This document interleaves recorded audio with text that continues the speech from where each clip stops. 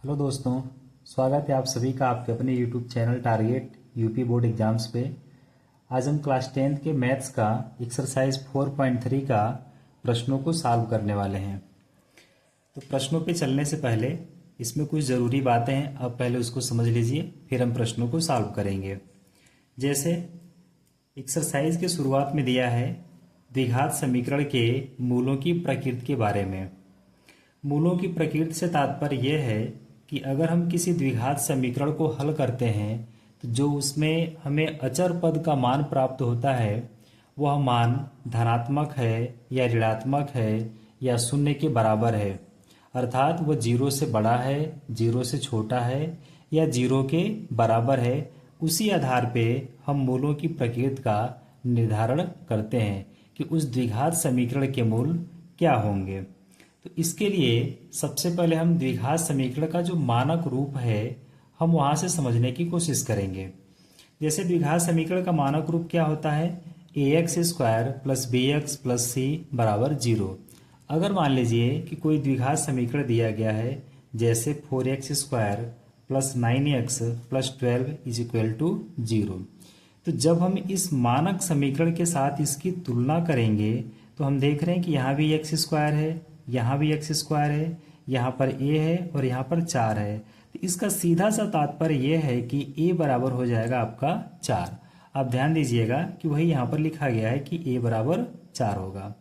यहाँ पर हम देख रहे हैं कि दोनों जगह पे x आ रहा है, यहाँ पर b है और यहाँ पर 9 है, अर्थात b बराबर 9 हो जाएगा और c बराबर आपका हो जाएगा 12। ठीक है, इसी आधार पर हम इस द्विघात समीकरण के अचर पद x का मान ज्ञात कर सकते हैं। तो x बराबर होता है -b plus minus root b² minus 4ac upon 2a। यह एक फार्मूला है, आप इसको ध्यान में रखेंगे क्योंकि प्रश्नावली में कई स्थानों पे इस फार्मूले का प्रयोग आपको करने को मिलेगा।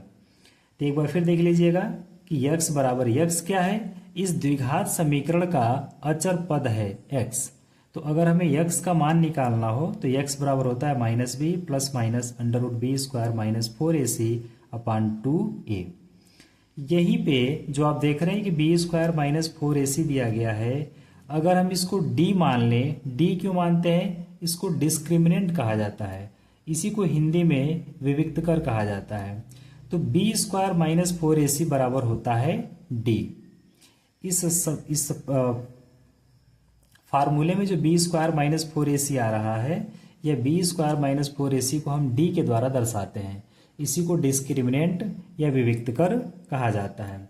अगर मान लीजिए कि किसी हम द्विघात समीकरण को हल करते हैं जहां पे b² माइनस 4ac या d का मान अगर 0 से बड़ा आ जाए या 0 से छोटा आ जाए या 0 के बराबर आ जाए, तो उसी आधार पे हम द्विघात समीकरण के मूलों की प्रकृति का निर्धारण करते हैं। जैसे अगर मान लीजिए कि आपने सॉल्व किया, d का मान निकाला और d का मान अगर 0 से बड़ा हो जाए, वही देखिएगा यहाँ पे लिखा गया है कि b² minus 4ac is greater than 0। ये b² माइनस 4ac क्या है, d है। तो अगर d का मान बड़ा हो जाए, ये जिधर मुंह खुला रहता है वो बड़ा होता है, तो अगर b² माइनस 4ac बड़ा हो किससे, 0 से, तो मूल वास्तविक और असमान होंगे। आप इसको ध्यान रखिएगा, हर बार बोर्ड एग्जाम में यहाँ से 1 से 2 प्रश्न अवश्य पूछे जाते हैं। तो आपको ये ध्यान रखना पड़ेगा कि अगर d का मान 0 से बड़ा आ जाता है तो इसके मूल वास्तविक और असमान होंगे, वास्तविक तथा असमान। ठीक है, दूसरा कंडीशन हो सकता है कि d का मान 0 के बराबर आ जाए, अर्थात b² minus 4ac is equal to 0। तो अगर यह 0 के बराबर होगा तो इसके मूल वास्तविक और समान होंगे। अब देखिए वास्तविक दोनों में आ रहा है, बड़ा हो रहा है तो भी वास्तविक आ रहा है, बराबर हो रहा है तो भी वास्तविक आ रहा है। अंतर क्या है कि अगर बड़ा है d का मान तो असमान आएगा, अगर d का मान 0 के बराबर हो जाता है तो यह समान होगा। यहाँ पर बराबर है और बराबर को ही समान कहा जाता है, तो आप याद रखने के लिए इसको याद रख सकते हैं कि यहाँ पर भी बराबर है अर्थात समान है, तो यहाँ पर भी समान आ रहा है। ठीक है। और तीसरा कंडीशन इसका ये हो सकता है कि B square minus 4ac is less than 0, अर्थात d का मान 0 से छोटा आ जाए। 0 से छोटा होने का मतलब कि वो ऋणात्मक हो जाएगा। तो अगर वह ऋणात्मक आता है तो इसके मूल काल्पनिक हो जाते हैं। इसी को आप दूसरे शब्दों में लिख सकते हैं कि इसके मूल वास्तविक नहीं होंगे। अगर मूल वास्तविक नहीं होंगे तो हम इसे ज्ञात नहीं कर सकते हैं। तो ये इसके 3 कंडीशन है। बहुत आसान है। आप किसी भी प्रश्न को सॉल्व करते होंगे तो उसमें x का मान या तो 0 से बड़ा आएगा, या फिर 0 के बराबर आएगा, या फिर 0 से छोटा आएगा। इन्हीं 3 कंडीशनों के आधार पे ये निर्धारित किया गया है। अगर सॉल्व करने पे d का मान 0 से बड़ा हो गया तो वास्तविक और असमान होगा। अगर 0 के बराबर आ गया तो वास्तविक और समान होगा। अगर 0 से छोटा आ गया इसका मतलब कि वह वास्तविक नहीं होगा, या इसी को हम कह सकते हैं कि यह काल्पनिक होते हैं। उम्मीद करते हैं कि आपको यहाँ तक समझ में आया होगा। अब आइए हम इस प्रश्नावली के प्रश्नों पे चलते हैं और देखते हैं कि प्रश्नों में क्या लिखा गया है। जैसे पहले वाले प्रश्न में लिखा गया है कि द्विघात समीकरण के मूलों की प्रकृति ज्ञात करिए। क्या लिखा है? मूलों की प्रकृति आपको ज्ञात करना है। अब प्रकृति आप कैसे ज्ञात करेंगे? वो आपको यहीं से ज्ञात करना होगा, बी स्क्वायर माइनस 4ac बराबर 0 d से। और आगे क्या कह रहा है कि अगर यह मूल वास्तविक हो तो इन मूलों को ज्ञात भी कीजिए। तो सबसे पहले हम इसकी प्रकृति ज्ञात करेंगे। अगर मूल वास्तविक आएंगे तो हम यहाँ पर अचर पद x का मान भी ज्ञात करेंगे। तो अब इसको ज्ञात करने के लिए बहुत आसान तरीका है। कैसे ज्ञात करेंगे? ध्यान दीजिए। हम लिखेंगे इसको, आप इसी प्रकार से बोर्ड परीक्षा में भी लिखेंगे जैसा हम आपको यहाँ पे लिख के बता रहे हैं, तभी आपको बोर्ड परीक्षा में पूरे अंक मिलेंगे। तो आप लिखिएगा द्विघात समीकरण का मानक रूप, द्विघात समीकरण का मानक रूप क्या होता है? ax square minus bx, ax square plus bx plus c बराबर 0 के साथ तुलना करने पर क्या करेंगे हम? सबसे पहले ये जो द्विघात समीकरण का मानक रूप है ax square plus bx plus c बराबर 0, इसके साथ हम इस समीकरण का तुलना करेंगे। तो तुलना करने पर आप देख रहे हैं कि a बराबर क्या हो जाएगा? यहाँ पर भी एक्स स्क्वायर है, यहाँ पर भी एक्स स्क्वायर है, यहाँ पर a है और यहाँ पर 2 है, तो a बराबर आपका हो गया 2। उसके बाद b, यहाँ पर b आ रहा है, तो b का तुलना जब करेंगे तो हम देख रहे हैं कि यहाँ पे 3 आ रहा है, लेकिन ये माइनस चिन्ह के साथ है। तो आप हमेशा चिन्ह का ध्यान रखेंगे। अगर माइनस चिन्ह के साथ कोई अंक दिया गया तो आप उसको माइनस के साथ ही लिखेंगे। इसके बाद c का मान क्या हो जाएगा? c बराबर आप देख रहे हैं कि यहाँ पे 5 दिया गया, तो a बराबर 2 हो गया, b बराबर -3 हो गया और c बराबर 5 हो गया। अब आगे देखिएगा, हम ज्ञात करेंगे d का मान। तो आप जानते हैं कि d, जिसको डिस्क्रिमिनेंट कहा जाता है या विविक्तकर कहा जाता है, d बराबर होता है b स्क्वायर माइनस 4ac। तो d बराबर b स्क्वायर, b की जगह पे -3, तो -3 का स्क्वायर माइनस 4 इंटू a, तो a का मान आपका 2 है, इंटू c का मान आपका 5 है। तो -3 का स्क्वायर करेंगे तो 9 हो जाएगा। अब 4 दूनी 8 और 8 पंजे आपका हो जाएगा 40। तो 40 में से 9 घटाएंगे तो आपका आ गया -31। तो d बराबर आ गया -31। ये -31 है, ऋणात्मक संख्या है, तो आप लिख सकते हैं कि d is less than 0। d का मान क्या आ गया? 0 से भी छोटा आ गया। यहाँ पे समझने वाली बात है, आप इसको ध्यान रखेंगे कि हमने d को सॉल्व किया तो क्या आया? -31 आया। माइनस में जाने का मतलब ये हुआ कि ये जो संख्या है 0 से भी छोटी है। आपने संख्या रेखा पे पढ़ा होगा संख्याओं को, तो ये माइनस में आया अर्थात ये 0 से भी छोटी है। तो d का मान 0 से भी छोटा है। d इज लेस देन, आप इसको ध्यान रखिएगा कैसे पढ़ेंगे। तो d इज लेस देन 0 अर्थात d 0 से भी छोटा है। और अभी आपने पढ़ा था कि अगर डी का मान अर्थात बी स्क्वायर माइनस 4ac 0 से छोटा हो जाता है तो इसका कोई भी वास्तविक मूल नहीं होता है, अर्थात ये काल्पनिक होते हैं। तो अब आप लिखेंगे यहाँ पे, आपसे क्या पूछा जा रहा था कि मूलों की प्रकृति बताइए, तो आप लिखेंगे यहाँ पे कि द्विघात समीकरण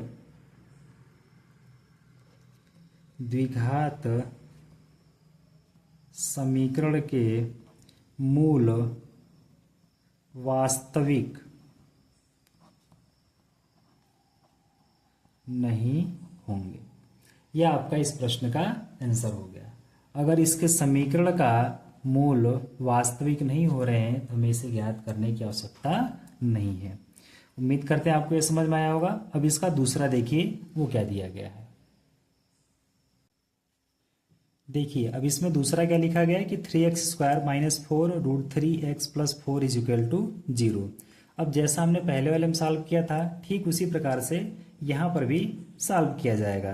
तो सबसे पहले हम क्या करेंगे कि द्विघात समीकरण का जो मानक रूप है ax² plus bs plus c बराबर 0 उसके साथ तुलना करेंगे। तो आप लिखेंगे ax² plus bx plus c बराबर 0 के साथ तुलना करने पर, अगर हम तुलना करते हैं तो यहाँ से a बराबर आपका आ जाएगा 3। यहाँ ध्यान दीजिएगा ये है और ये 3 है, तो a बराबर 3 हो गया। b बराबर क्या हो जाएगा, b बराबर आपका हो जाएगा -4√3 और c बराबर आपका हो जाएगा 4। अब हम क्या करेंगे तो d का मान निकालेंगे। तो d बराबर अर्थात डिस्क्रिमिनेंट या विविक्त कर d बराबर क्या होता है b² minus 4ac, b² minus 4ac। यहाँ ध्यान दीजिएगा b² b की जगह पे क्या है -4 करड़ी में 3 का स्क्वायर हो जाएगा -4 इंटू a का मान है 3 और c का मान आपका है 4, यानी 4 a की जगह पे 3 c की जगह पे 4 हो गया। अब हम यहाँ पे -4√3 का स्क्वायर करेंगे तो 4 का आप स्क्वायर करेंगे 16 हो जाएगा और √3 का स्क्वायर करेंगे तो 3 आएगा। फिर 16 का 3 में मल्टीप्लाई कर देंगे तो 16 3 हो जाएगा आपका 48। फिर से समझ लीजिएगा 4 का भी स्क्वायर होगा और करड़ी में 3 का भी स्क्वायर होगा। तो 4 का स्क्वायर करेंगे तो 16 हो गया, करड़ी में 3 का स्क्वायर करेंगे तो 3 होगा क्योंकि करड़ी केवल खत्म होगी यहाँ से। फिर 16 का 3 में गुणा कर देंगे तो 16 3 48 माइनस 4 3 12 और 12 चौके 48। 48 में से 48 निकल जाएगा तो आपका हो गया 0। अब आप लिख सकते हैं कि d इज इक्वल टू 0 या b² minus 4ac is equal to 0। अगर b² माइनस 4ac 0 के बराबर आ जाता है तो अभी आपने पढ़ा है कि अगर b² माइनस 4ac 0 के बराबर हो द्विघात समीकरण के वास्तविक और समान मूल होते हैं। तो आप यहाँ पे लिखेंगे कि द्विघात समीकरण के मूल वास्तविक तथा समान होंगे। अब आपको मैं यहीं पे लिख के दिखाता हूँ। आप क्या लिखेंगे, मूल वास्तविक तथा समान होंगे। इसके दोनों मूल, चूंकि द्विघात समीकरण है तो इसके दो मूल क्या मिलेंगे, प्राप्त होंगे इसमें से, तो दोनों मूल क्या होंगे, ये समान होंगे। ठीक है, अब निकालेंगे कैसे, तो उसके लिए हम फार्मूले का प्रयोग करेंगे। अभी आपको हमने बताया कि अगर हमें किसी भी द्विघात समीकरण में अचर पद x का मान निकालना हो तो x बराबर होता है -b plus minus √b² minus 4ac upon 2a। तो -b यानी -b की जगह पे क्या है, -4 कड़ी में 3 है, तो यहाँ पे पहले से माइनस है तो माइनस माइनस प्लस हो जाएगा और ये आपका हो गया 4 कड़ी में 3 plus minus b² minus 4ac। इसी का हमने मान निकाला है कि ये 0 आया है, तो इसके जगह पे हम √0 रख देंगे अपान 2 इंटू a का मान है 3। तो अब देखिएगा ये आपका हो गया 4 कड़ी में 3, ये तो 0 हो गया तो इसको छोड़ देंगे। अब यहाँ पे नीचे बच गया 2 इंटू 3।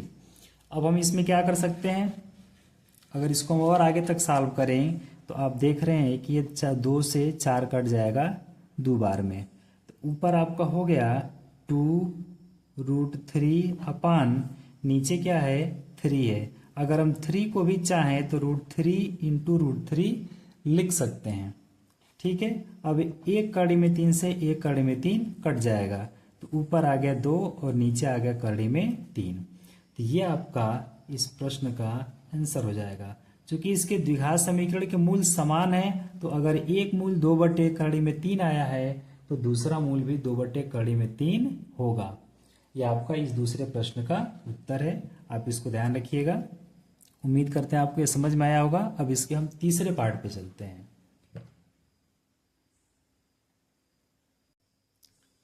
देखिए इसका तीसरा क्या लिखा है कि 2x² - 6x + 3 = 0। हम यहाँ पर भी सेम प्रोसेस अपनाएंगे।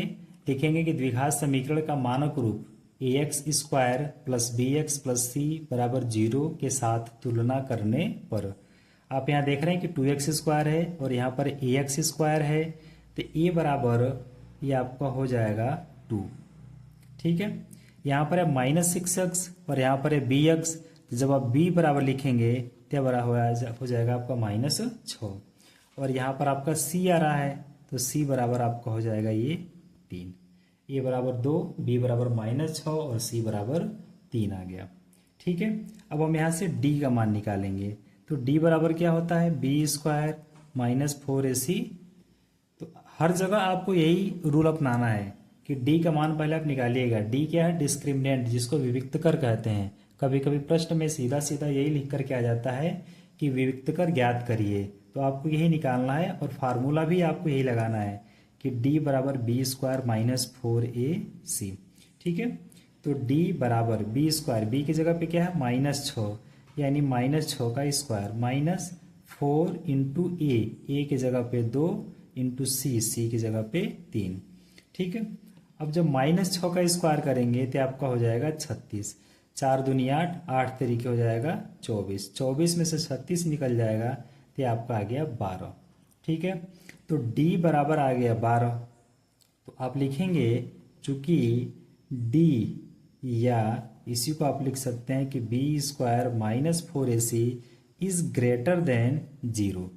समझिएगा यहाँ पे ध्यान से क्या लिखना है कि b² - 4ac जो आपने d निकाला है यह 0 से क्या है बड़ा है। तो जब भी 0 से बड़ा होता है उसके मूल वास्तविक और असमान होते हैं। तो आप लिखिएगा इसलिए मूल वास्तविक तथा असमान होंगे। हमने मूलों की प्रकृति ज्ञात कर ली कि मूल कैसे होंगे। पहला वास्तविक होंगे और दूसरा क्या है उसमें कि यह असमान होगा। अगर असमान है तो हमें दोनों मूलों को ज्ञात करना पड़ेगा। तो अब ज्ञात कैसे करेंगे, तो सेम उसी फार्मूले से अभी आपको बताया कि अचर पद अगर x का मान निकालना हो तो फार्मूला क्या होता है -b ± √b² - 4ac upon 2a। ठीक है, -b की जगह पे क्या आया था -6, तो यहाँ हम रखेंगे जब -6 तो माइनस माइनस प्लस हो जाएगा, तो आप क्या हो गया 6 प्लस माइनस √b² - 4ac। हमने b² - 4ac का मान क्या निकाला है 12 निकाला है। इसके जगह पर हम डायरेक्ट 12 लिख देते हैं। अब दोबारा इसको हम सॉल्व नहीं करेंगे, डायरेक्ट 12 लिख दिए इंटू 2a। a की जगह पे क्या आया है 2, तुलना करने पर तो a की जगह पर हम यहाँ पे 2 लिख देंगे। अब ये क्या हो जाएगा 6 प्लस माइनस √12/2 का 2 में गुणा कर देंगे, ये 4 हो जाएगा। अब आप यहाँ पे देख रहे हैं कि प्लस चिन्ह भी आ रहा है और माइनस चिन्ह भी आ रहा है। तो आप लिखेंगे कि प्लस चिन्ह लेने पर हम दोनों को लेके सॉल्व करेंगे। एक बार प्लस को लेके सॉल्व करेंगे और एक बार माइनस को लेके सॉल्व करेंगे। तो पहले हम प्लस वाले को ले लेते हैं। प्लस चिन्ह लेने पे तो आपको हो जाएगा 6 प्लस √12/4। तो अभी क्या हो जाएगा 6 प्लस 12 को अगर हम चाहें तो 2 कड़ी में 3 भी लिख सकते हैं, क्योंकि ये 2 जब कड़ी के अंदर जाएगा तो इसका स्क्वायर हो जाएगा। तो 2 का स्क्वायर होगा 4, 4 का 3 में गुणा कर देंगे 12। ये वही 12 है जो 2 कड़ी में 3 के रूप में लिखा गया है। और यहाँ पे नीचे क्या है 4 आ रहा है। आगे देखिएगा यहाँ पर 6 है, यहाँ पर 2 है, दोनों में 2 कॉमन है, तो 2 को हम कॉमन कर लेते हैं तो हो जाएगा 3 आपका। 2 से जब 6 में भाग देंगे तो 3 हो गया, प्लस ये 2 बाहर हो गया, तो अब यहाँ पर बच जाएगा कड़ी में 3 और नीचे क्या है 4 है, तो 2 से 4 कट जाएगा 2 बार में, यानी 3 + √3/2। यह इसका एक मान निकला है। ये क्या है? एक मान निकला है। अब जब इसके मूल असमान हैं तो दूसरा मान अलग आएगा, तब हम दूसरे मान को देख लेते हैं कि वो क्या आएगा। ठीक है, तब आप लिखेंगे माइनस चिन्ह लेने पर। अगर आप माइनस चिन्ह लेते हैं तो इसमें भी सेम वही लगाएंगे 6, अब इस प्लस को छोड़ के यहाँ पे माइनस ले लेंगे तो 6 माइनस कड़ी में 12/4, तो 6 माइनस 12 की जगह पे क्या लिखा गया है 2 कड़ी में 3/4। यहाँ पर भी हम 2 को कॉमन करेंगे, तो अगर 2 को कॉमन कर लेते हैं तो यहाँ पर हो जाएगा आपका 3 और यहाँ पे कड़ी में 3 और नीचे 4 है, तो 2 से 2 कट गया 2 बार में। तो अब ऊपर क्या बच गया आपका, यहाँ से बच गया आपका 3 - √3/2। तो अब आप देख रहे हैं कि इसका एक मान आया था 3 + √3/2 और दूसरा मान आ गया 3 - √3/2। तो आप लिखेंगे कैसे, इसलिए इसका मूल, पहला मूल क्या आया 3 + √3/2 तथा दूसरा मूल क्या आया 3 - √3/2 होगा। यह आपका इस प्रश्न का आंसर हो गया। उम्मीद करते हैं आपको यह समझ में आया होगा। अगर समझ में आया तो वीडियो को लाइक करें, चैनल को सब्सक्राइब करें और अपने दोस्तों के साथ शेयर करना ना भूलें। धन्यवाद।